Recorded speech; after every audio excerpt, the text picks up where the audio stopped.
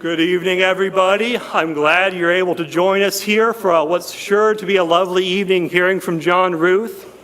My name's Joel Horst Nofziger, and I'm the Executive Director at the Mennonite Heritage Center. We're so glad to host this book talk on 'Twas Seeding Time with our friends here at Living Branches and Souderton Mennonite Homes. Now, John Ruth needs very little introduction. We know him. He's been working here for a while. Minister, historian, tour guide, filmmaker. And I would venture to guess that perhaps more than anybody else, John Ruth has helped us understand Pennsylvania Mennonites and their ways. And so we're so glad to have this chance to hear from him tonight. But because we're here celebrating the new publication of 'Twas Seeding Time, nearly 50 years since the first edition, before we turn to John, I'd like to invite Andrew St. Marie, the publisher at Sermon on the Mount Press, who's responsible for helping bring this new version to life and this new edition to life, up to say a few words about why it's time to hear about this again. Andrew.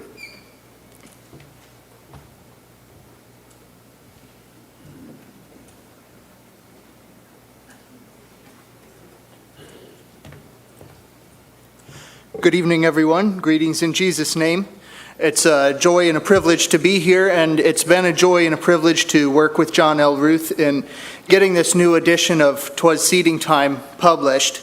Recently, a friend of mine got the book and started to read it, and he got partway through it, and he told me he was so amazed that he had just always assumed that Mennonites, of course, would have taken the American side or sympathized with the colonial cause in the Revolutionary War, and he was very surprised to find out that that was not so. And I think that kind of underscores the importance of these kind of stories. It's very easy to just assume that our assumptions are the way the world is, and that everybody self-evidently should agree with us. But that's not always so. I think one of the most significant things about 'Twas Seeding Time and the Revolutionary War story, the Mennonite involvement in the Revolutionary War story, is the question that John asks towards the end of the original book. What if the heroes of history were the peacemakers rather than the ones who made war?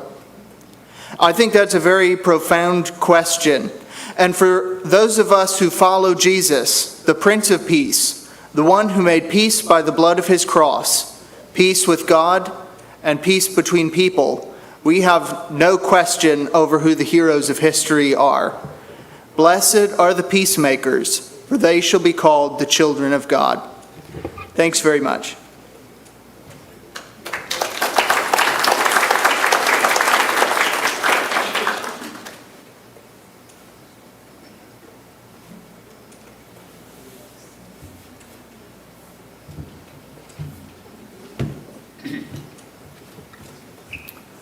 When you're 95, you move a little slower.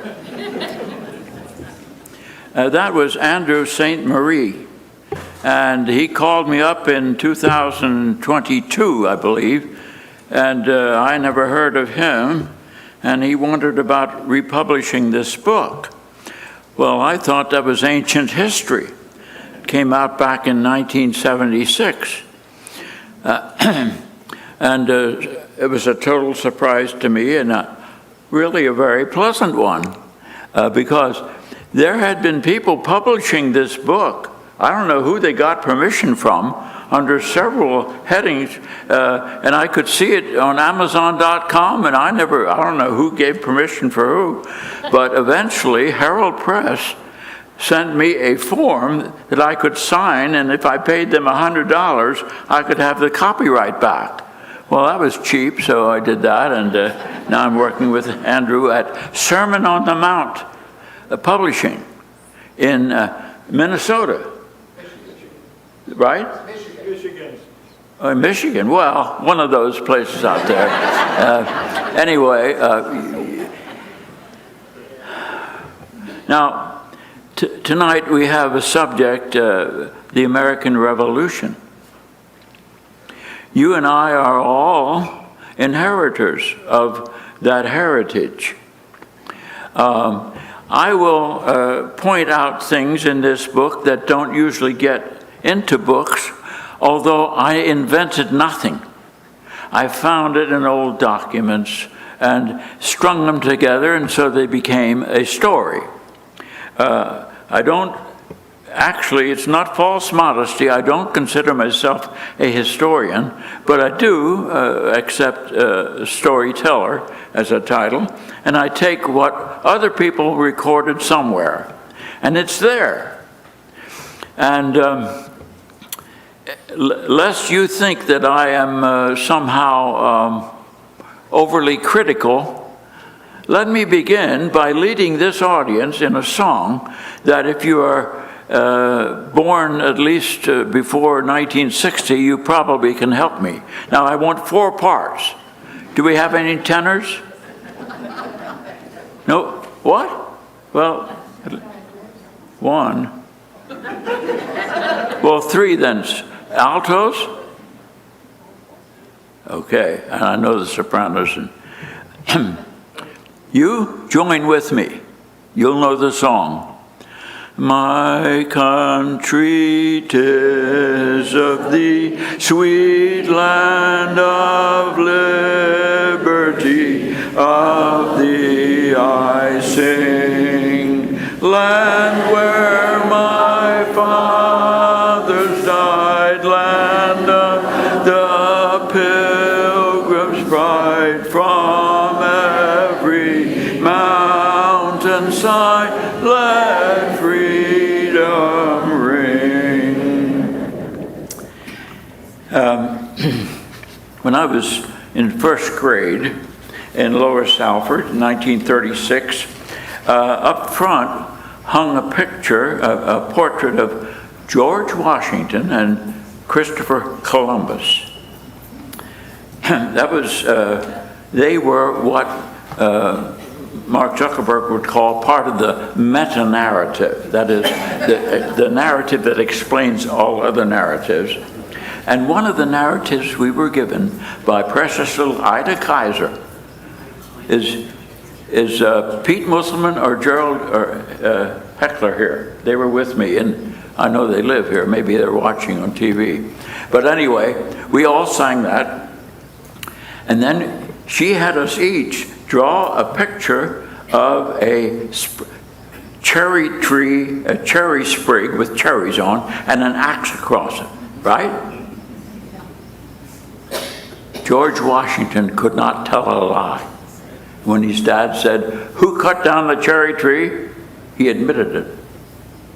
Well, that was made up by a traveling preacher. He meant well. But that's what they gave us. Now, how much did we learn about how this great generative event affected us locally? Well, finally, in 1883, there appeared a 106-page history and geography of Montgomery County, PA, by a man who had grown up among the Dunkards there in Lower Salford, John K. Harley. And I thought, oh good, I'll learn something about my history. Well, half of the introduction was about the American Revolution with not a shred of local fabric in it, nothing at all. And yet, there was this sentence, proudly may we remember what happened. Well, there was nothing to remember, but the meta-narrative. Well, you know, you grow up a little suspicious. You wonder, why is there no story? Well, as late as 1974, somebody at church told us that there was a new book coming out from Brethren Press. I don't want to dump on the Dunkers here, but this is what happened. And it had a promising title. And the reason it intrigued me so was because the author had grown up between our farm and the Salford Meeting House, and he played along the branch with me, and I knew the family and all that. And the title of the book was God's Story and Ours. I thought, at last, I'm going to get some Salford history. Got nothing but meta-narrative. Ideas that you talked about in graduate school and slither back and forth across a seminar table. How about some fabric? How about some protein? Well, that was on my heart. It was germinating. I didn't even think that. But then there came a knock on my door, or a bell rang at Burnfield on Main Street, 1973, I think, by a kind of a freelance professor of sociology at Eastern Mennonite College. And he said, the bicentennial of the United States is coming up. What are we going to do about it? Well, I said, there ought to be a source book. Let's gather the material so people can read, see what happened then around here. And we know about George Washington, and we know about the Battle of Germantown, and that got pretty close. So we got talking about it, but you need money for that, and you need people, we got a source book out of it. But it took about 5 or 6 years, so it was way past the bicentennial that came out. Well, at the time, I was in that stage in every young person's heart of any imagination that I was going to write a novel. Well, I soon found that facts are more strange and interesting than fiction a lot of times. And so I had this half-baked little thing, and I said, well, maybe I'll turn that into a story of what actually happened. And I got it out just in time by the end of 1976. So it came out with that title, "'Twas Seeding Time." The other night I was listening to Ken Burns talking. And luckily it was on, you could see it on YouTube, I think, so I could hit the pause button and then take half a sentence down and hit the pause button again and got the whole thing. And he talks about his upcoming 6-part documentary on the American Revolution coming out next year. And this is what he said: if you are going to dive deep, you're inevitably going to bring out contradictory stories that go fundamentally to who we are, who we think we are, who we are not, even though we think we are. And that is a complicated task. And you want to be sure that in the course of doing that, telling that story, there's no scold. And I tried to avoid scolding in this book. You know, whether you're way on the right or way on the left, if you scold, you lose much of your audience, even though you might be right. And so I tried not to be judgmental in this book. But the idea was to at least get it down so we know what we're talking about before we start talking in meta-narrative terms, ideas, abstractions that we trade back and forth in our seminars. Well, that sounds, I'm sounding a little bit pontifical here. Then Ken Burns said this. He said, you know, the American Revolution was a civil war. People were polarized like they are now. They can't listen to each other. It's a zero-sum game. You're either right and the other one's wrong, or the other way around. What about the Mennonites? Well, their story was that they had found an unbelievably good situation here after a couple of centuries of being harassed, losing their farms and their lives and their equity. And they came over here, and William Penn said in 1709 to his secretary in Philadelphia, "Herewith come the Palatines, diverse Mennonists. They are a sober people who will neither fight nor swear. Treat them with tenderness and love." It was almost unbelievable to us Then all of a sudden, people get excited in 1770s, starting in the late 60s, 1760s, and said, we got a raw deal here. We got a bad king, a wicked man, bad. And you got to take an oath against him. Whew. I'm going to show some pictures and illustrate that a little bit. Well, there's a big philosophical word for my method.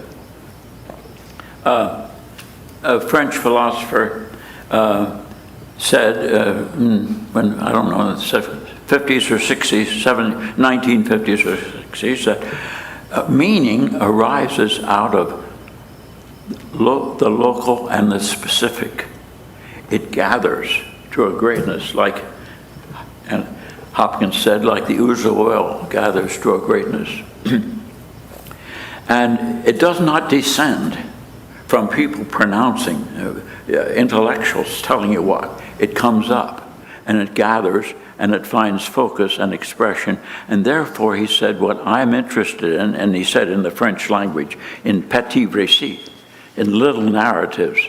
And that's what this book is. Now, after all that, let's see if I can get this thing rolling here. What do I do, Joel? See if we can get... No, not that. I don't want that yet. How about that? Can you fill the screen with it?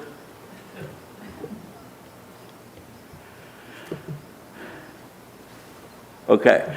That's my wife. Some of you know her. She used to be a nurse here for, I don't know, 15 years, 15, 20 years. She took my title and she drew a picture of it for the cover. And let's see, what do I press next? And? Enter? Thank you. Now, what is that? What's all that about? A recruiter for the American forces went out through Lancaster County, I think it was around York County, wrote down that he talked to some Mennonites there, and they said they could not come. 'Twas seeding time. What comes first? You know. After this book came out, I got a letter from an old Amishman out in Ohio, a preacher, who said, we only have church every 2 weeks, and so we stay home and I read 1 week, and I read this book. And he expressed that, and then he closed by saying, you know, for a preacher, he said, it is always seeding time. Well, that's the explanation of that. Now, who are these people? They're not country people. They're in Philadelphia. They're at a thing called a Continental Congress. Well, who elected them? Did God put them there? Well, some people said yes. And the Mennonites said, well, nobody told us. And the Brethren and the Schoenfelders and the Moravians. So you're taking over and you're telling us that the king is bad? Well, let's see if I can move on. Yeah.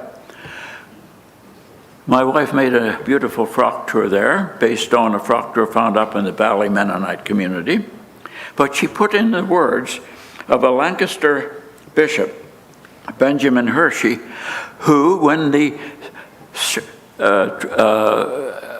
rhetoric heated up in Philadelphia, and saying you have to now either come and drill or pay a fine, and the bishop wrote to the assembly in Philadelphia, we have dedicated ourselves to serve all men in everything that can be helpful to the preservation of men's lives, but we find no freedom in giving or doing or assisting in anything by which men's lives are destroyed or hurt.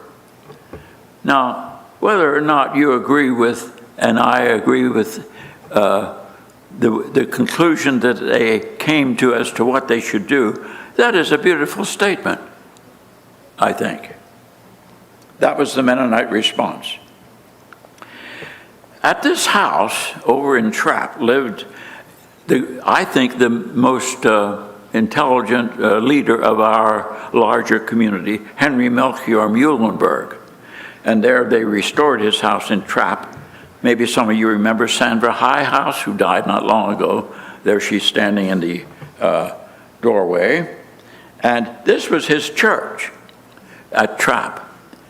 He, to the shock of his life, found a bunch of American soldiers sitting and fouling up the floor and yelling, and he said, "What is going on here?" He said, you can't even talk to your own family. You say the merest word on the wrong word on one side or the other, and they don't talk to each other anymore, and they get angry, and it comes to the point that we're supposed to fight each other. Well, let's keep moving with the story. The captain of the American recruiting was a man named Daniel Heister. Have you seen this house recently up at Sumney Town, as it has been restored by Lisa Minardi? Well, his officers collected so much money from Lower Salford and Franconia, from the Dunkers and the Schwenkfelders and the Mennonites who would not draft, that they got this pile of money. So it was a strange phenomenon. There is Lisa, and she is with a picture of Henry Melchior Muhlenberg, whose diary is wonderful. You can find his diary over in the Indian Valley Public Library, but I can only imagine what we could do if we'd had somebody around here like that. But his is the best. He knocks everybody else out of the park. But his son didn't agree with him, because Henry Melchior Muhlenberg said, you know, we did promise our loyalty to the king. In fact, we swore. We put our hands on the Bible and swore. Well, look what's happening to the statue of King George up there in Boston. And first thing you know, there's British troops coming down along the coast and coming all the way to Trenton and taking over. And all of a sudden, remember, General George Washington crossed the Delaware on Christmas Eve in 1776. And not long ago, we were over in Trenton and saw this pillar right in the middle of Trenton, pointing back to the Delaware, celebrating Washington's great victory. Now, Washington had along with him thousands of Hessian soldiers from Germany, commercial soldiers who were out of work over there, and they signed up, and they didn't particularly hate Americans, but it was their job. How are you going to make a living? And so they came down here. Here are some modern reenactments of it. I don't see their bayonets on here, but a lot of soldiers did have. The Hessians were known for having, there's one with a bayonet on the right, and we'll have more to say. At the Battle of Brandywine, when the British came up the Chesapeake, and suddenly you could hear cannons booming. You could hear it in Earl Township in Lancaster. You could hear it along the Perkiomen, what we call Schwenksville. And first thing you know, the British had advanced up and ready to cross the Schuylkill and go over to Philadelphia. Here is, each soldier carried a horn with powder in it. And at one place, there was a thunder shower all of a sudden. We know all about that. And it wet down their powder, and they couldn't shoot, so they quit. Both sides quit, called the Battle of the Clouds. Well, Washington came up along the Perkiomen, sent his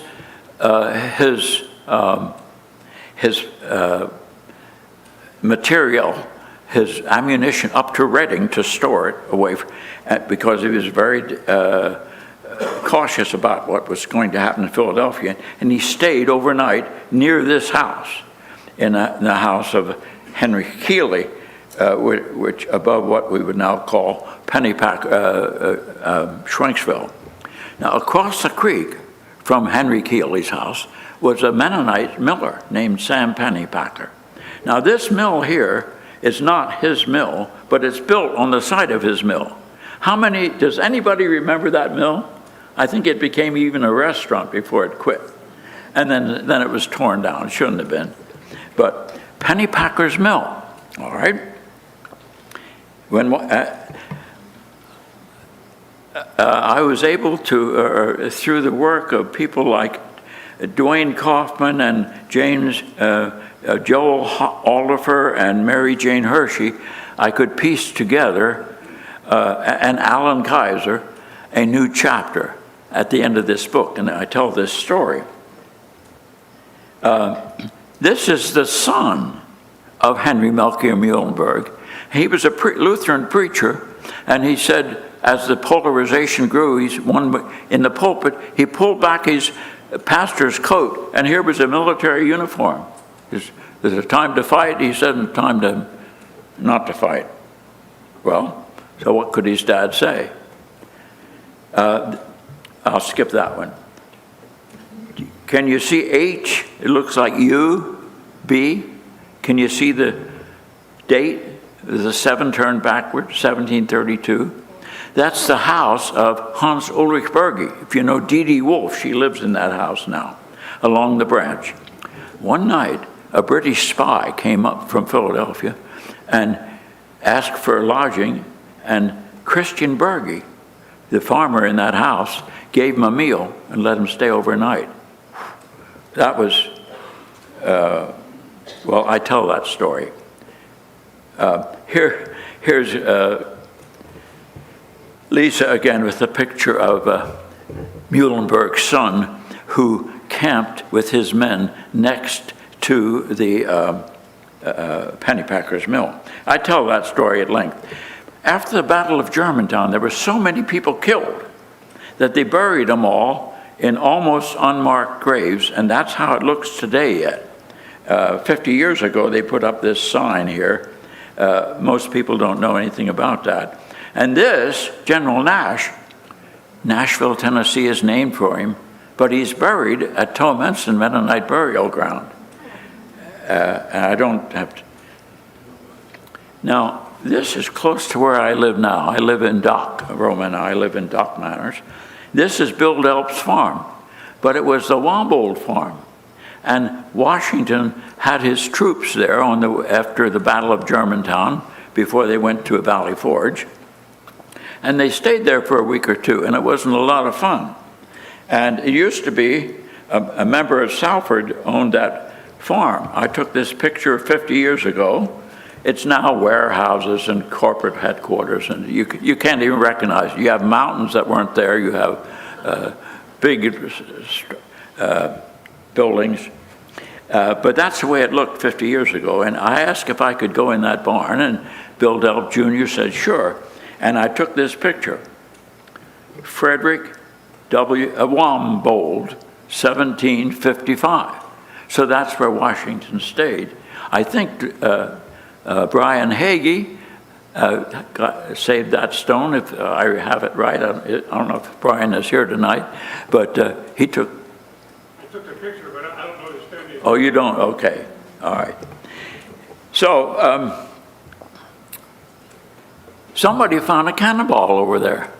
And he gave it to Tim Moyer, who has it now. I hope he gives it to the Mennonite Heritage Center eventually, but who knows. Over at Hatfield, near the Leidy's place, they hanged a fella, and there was a Mennonite man named Tyson who kept selling eggs, and so they tied him to a tree and threw all these eggs at him and said, next time it'll be a lot worse. That was the kind of thing that went on here. My son Phil drew that picture. This Bible, we believe, very likely, was auctioned off with the property of Mennonites up around Saucon, who had all their property, Springfield, who had all their property auctioned off because they didn't pay their taxes or something. Even the stoves that were bolted onto the floor. This Bible came back in the 1980s, I think, to the Mennonite Heritage Center. And they didn't know what it was, but they cut out the Proctor and sold it to us. And it's remarkable. Over on the left is a Fraktur inscription for the owner in 1708. And over on the right, the date is 1536 in Zurich, Switzerland. And they got this Bible back. And they got a Lutheran bachelor school teacher, who drew this picture of a soldier. Let's see if I have. And this picture as well. And in the last chapter, I describe how a Hessian soldier became the Mennonite school teacher at Salford. And I'll skip back. Well,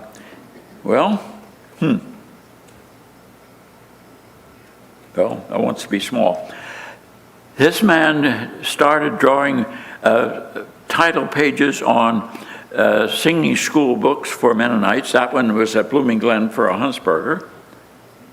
This was for a Bachman family. They put it in that Bible, but the people that sold us the Bible cut this Fraktur out of the Bible to sell it separately to get a little more money. That's what we do with our heritage, you know. This is what you see for George Bachman. I don't have time to pause over that. But a Hessian soldier came and married a Gottschall girl from near Ledrock. Well, there was no Ledrock then, no village. And then became the teacher at Salford, where Christopher Dock had been the teacher. And he started doing Fraktur. And he was good. He had trained as a blacksmith in Germany, but he had a very fine handwriting. And I deal with this. Do you see this is for Maria Aldifer, singing scholar in Lower Salford in Montgomery County? That came back, by the way, from Vermont. And he drew this as a reward for Maria's sister, Anna. And then I wind up my final chapter by dwelling on this Fraktur. And what is it? It is a Vorschrift, a writing example. And the teacher, following Dock and people even before Dock, and people, you can see examples in Switzerland and Alsace also, but you make it very attractive. You make it so it's a keeper. And they kept this stuff in their Bibles until people started nickeling and diming it away at auctions in the 19-teens and 20s and running off to dealers and museums. We had one of the greatest troves of Fraktur in America, and a lot of it is in New York, Boston, Philadelphia. And I could tell stories about that too. But now look at this. Daran wird jedermann erkennen, dass ihr meine Jünger seid, so ihr Liebe untereinander haben. Thereby will all know that you are my disciples if you love each other. Now here's a Hessian soldier drawing this marvelous Vorschrift at this was for a pupil at Skippack. He taught it both, like Dock. He taught it both at Salford and at Dock. This is for the grandson of one of Washington's officers when he was over along the Perkiomen, Philip Markley Jr. But I meditate on this in the last chapter. And I look at that. Look at that D, Daran. Thereby, people will know that you're my disciples. How?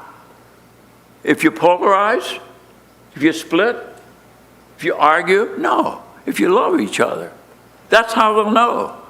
Well, do you think the world in general gets the impression from Christians that that's our main message?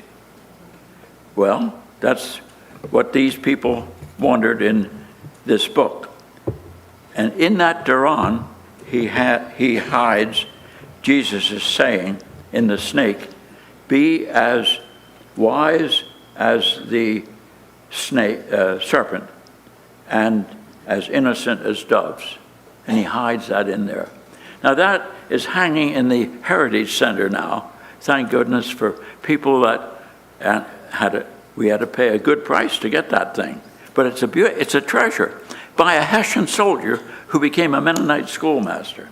And his sermon preached, we believe, by Bishop Henry Hunsicker, and we know the text. Well, by the way, I'm going to show this in Lancaster too, and they copied this, but without the magnificent D. That's for Peter Martin, and that's for Peter Good. And finally, I put this picture in this new edition of the little meeting house that still stands a couple of miles from the Heritage Center for an indignant little group that had gone along and split with the main body of Mennonites and said, we're going to sign the oath. Doesn't mean anything anyhow. Andrew Ziegler said, if you're going to sign that oath, it's just like you might as well go to war. What's the difference? And so they argued and split. And so I end on that kind of a poignant note. We Mennonites split. As the country split, we split along with it. And let me close with the words of, was it Charles Dickens? God bless us, everyone. Thank you.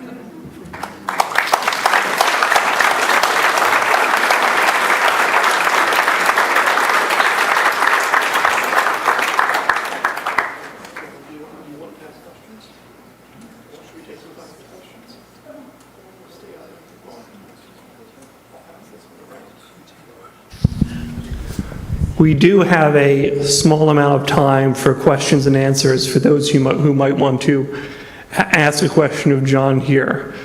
Raise your hand. I'll bring you the mic. We need to use the mic so that all can hear us. Usually I have a manner of speaking that makes people not.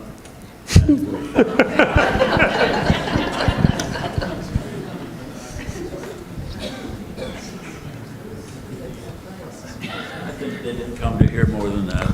Well,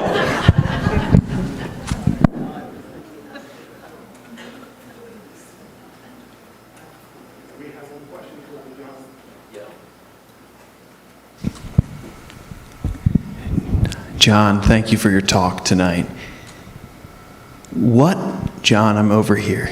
What are the unifying themes that you see in our communities today that can bring us together in the face of division?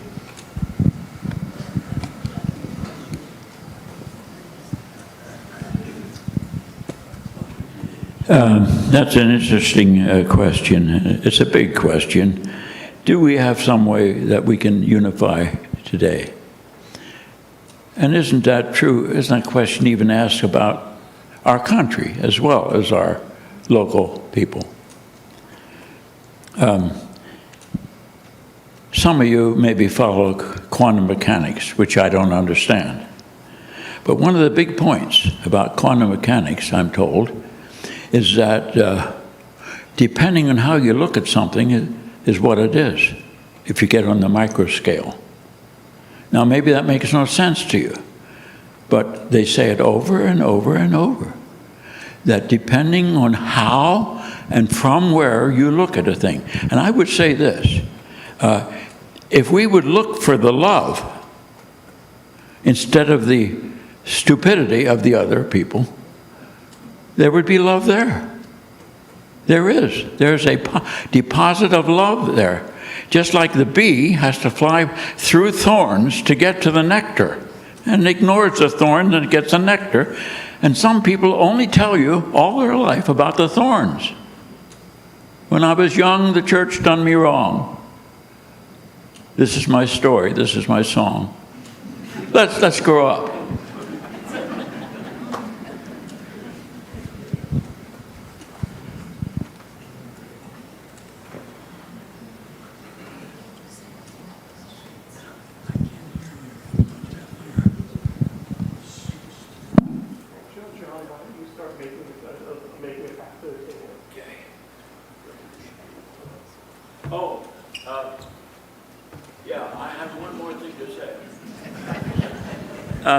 Dwayne Kaufman, would you come forward, please?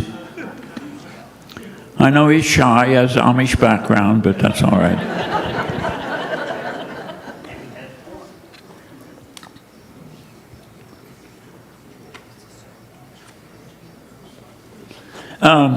Dwayne gathered good material on, and he shared it with me without asking for credit or anything like that. And that's how, that helped me a lot in writing the book in the first place. So I giving him an autographed copy here, and I wanted him to acknowledge that. And I don't think you'll have anything to say, unless you want to.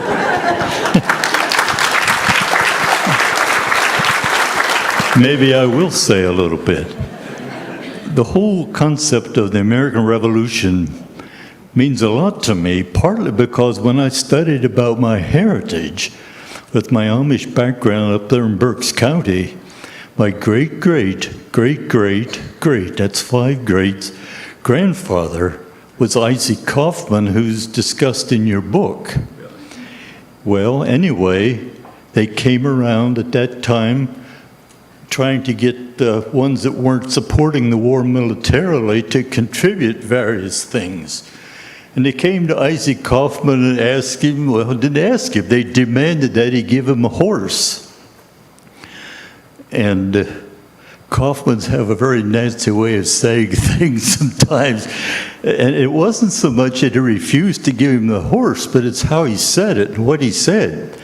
He says, I will not give a horse to bloodthirsty rebels like you.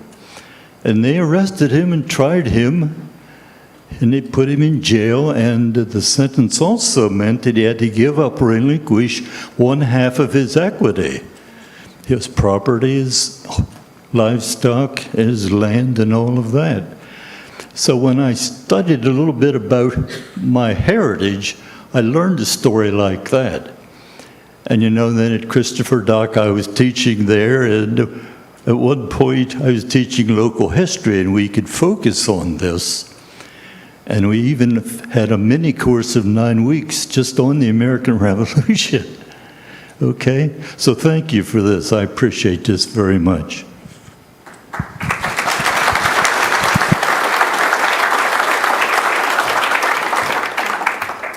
Thank you, Dwayne. I think we'll end for questions for now, but you'll have a chance to ask John later in a smaller format. Thank you, Dwayne, for your comments. Thank you, John, for yours. You, as always, have given us plenty to chew on. And for the rest of you, I'll note that chewing on what John has shared goes a lot easier if you have a copy of the book to look at. Now, if perhaps you didn't see it on your way in, right outside the doors there is a table.